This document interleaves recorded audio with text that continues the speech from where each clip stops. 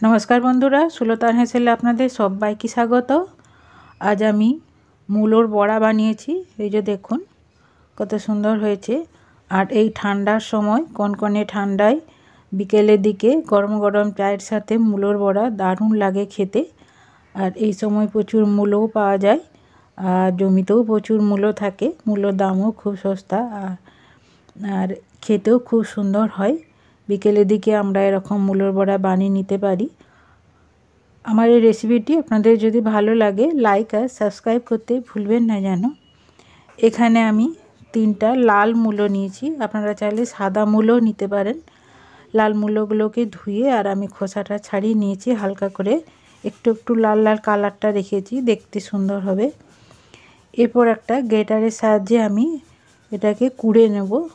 আপনারা চাইলে মিক্সিতেও কুচি করে মিক্সিতে পেস্ট করে নিতে পারেন, কিন্তু সেটা অতটা খেতে ভালো লাগবে না, কুড়ে নিলে যতটা সুন্দর হবে। আমি এটা দেখুন সবগুলো কুড়ে নিয়েছি, আর কালারটাও দেখুন কত সুন্দর হয়েছে, লাল আর সাদা মিলে।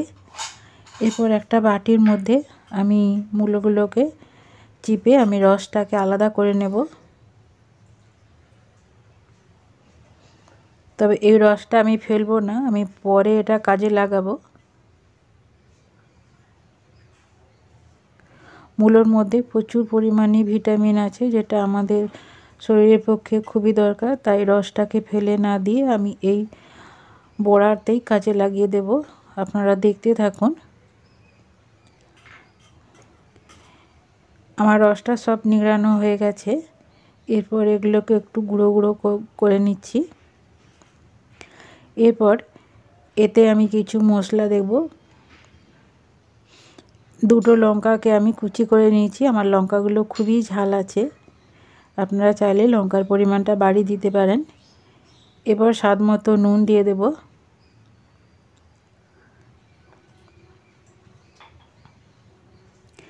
এরপর 1 বাটি আমি বেসন নিয়েছি, বেসনটা দিয়ে দিলাম। এবার 1/2 বাটি চাল গুঁড়ো নিয়েছি, চালের গুঁড়িটা দিয়ে দিলাম।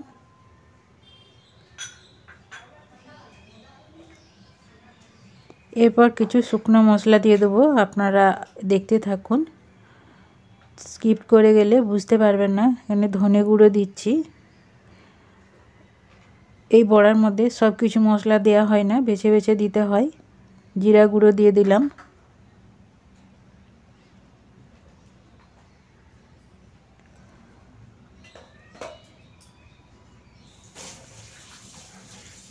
এরপর দিয়ে দেব তেল, যাতে এটা মুচমুচে হয় আর ভেতরটা শক্ত না হয়ে যায়। এখানে আমি সরষের তেল দিচ্ছি।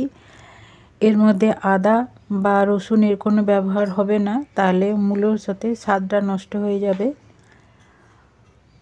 এই যে মশলাগুলো দিলাম, এই মশলাগুলো দিয়ে বানালে মূলোর বড়াগুলো খেতে খুবই সুন্দর হয়। এরপর আমি প্রথমে খুব ভালো করে মিশিয়ে নেব তেলের সাথে মশলাগুলো।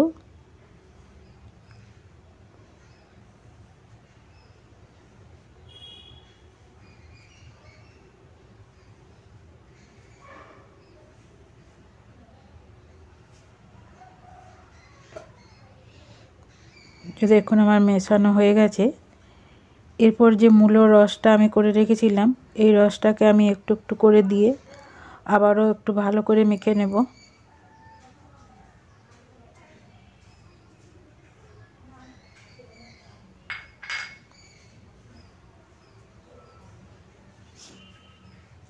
এবারে চটকে চটকে ভালো করে মেখে নিতে হবে। বন্ধুরা এই পর্যায়ে এসে বলি, যারা একটা লাইক দিতে ভুলে গেছেন প্লিজ একটা লাইক দিয়ে ভিডিওটি কন্টিনিউ করবেন। এরপর আমি হাতটা ধুয়ে নিয়েছিলাম, দিয়ে হাতে একটু তেল নিয়ে নিয়েছি, দিয়ে একটু একটু করে মাখা মূলোর মশলা মাখা তুলে এভাবে একটা শেপ দিয়ে দেব। আপনারা আপনাদের পছন্দ মতো শেপ দিতে পারেন, গোলও দিতে পারেন। আমি এরকম একটা শেপ দিয়ে দিলাম, যাতে দেখতে সুন্দর হয়। এভাবে একে একে আমি সবগুলো গড়ে নিয়েছি। দেখুন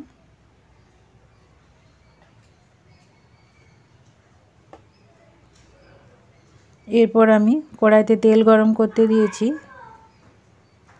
এটা অবশ্যই সরষের তেলে ভাজতে হবে, তবে খেতে ভালো লাগবে। সাদা তেল বা অন্য কোনো তেল দিলে ভালো লাগবে না, সরষের তেলে ভাজলে এটা টেস্ট হবে।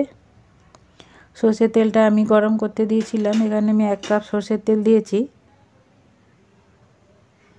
তেলটা খুব ভালো করে গরম করে গ্যাসের আঁচটাকে কমিয়ে দিতে হবে। দিয়ে এইভাবে একে একে আমি মূলোর বড়াগুলো দিয়ে দেব।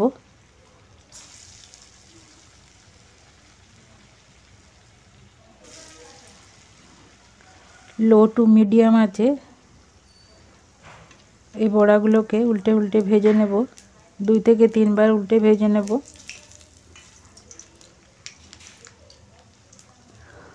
কোনো মতেই গ্যাসের আঁচকে বাড়ানো চলবে না, তাহলে পুড়ে যাবে। একটু ধৈর্য ধরে ধীরে ধীরে এগুলোকে ভেজে নিতে হবে।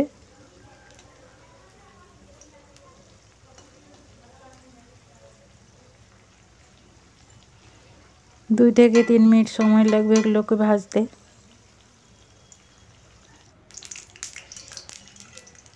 আমি আবারও উল্টে দিয়েছিলাম, দিয়ে দেখুন এই যে ভাজা হয়ে গেছে। এরকম লাল লাল করে ভেজে তুলে নেব।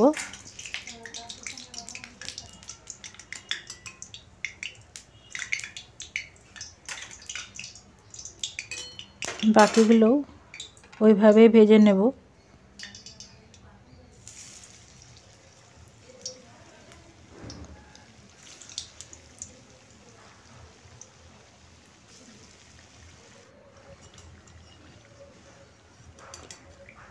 এগুলো ভাজা হয়ে গেছে, আমি তুলে নিচ্ছি।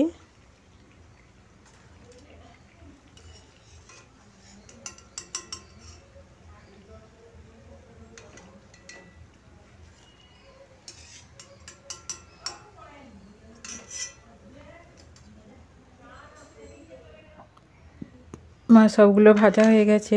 আমি একটা সাদা প্লেটে তুলে দেখাচ্ছি, দেখুন কত সুন্দর হয়েছে আর কতটা নরম হয়েছে দেখুন। আর আমি প্রথমে একটু সাজিয়ে নিই, তারপর আপনাদেরকে একটা ভেঙে দেখাচ্ছি কতটা নরম দেখুন।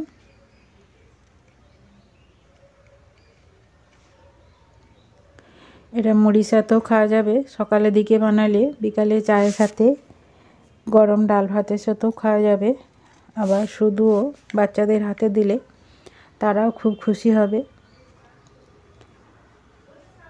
আমার এই রেসিপিটি ধৈর্য ধরে দেখার জন্য আপনাদের অসংখ্য ধন্যবাদ। আমি এটা একটা ভেঙে দেখাচ্ছি, দেখুন কত সুন্দর হয়েছে, কতটা নরম দেখুন। আর খেতে তো অসম্ভবই সুন্দর হয়।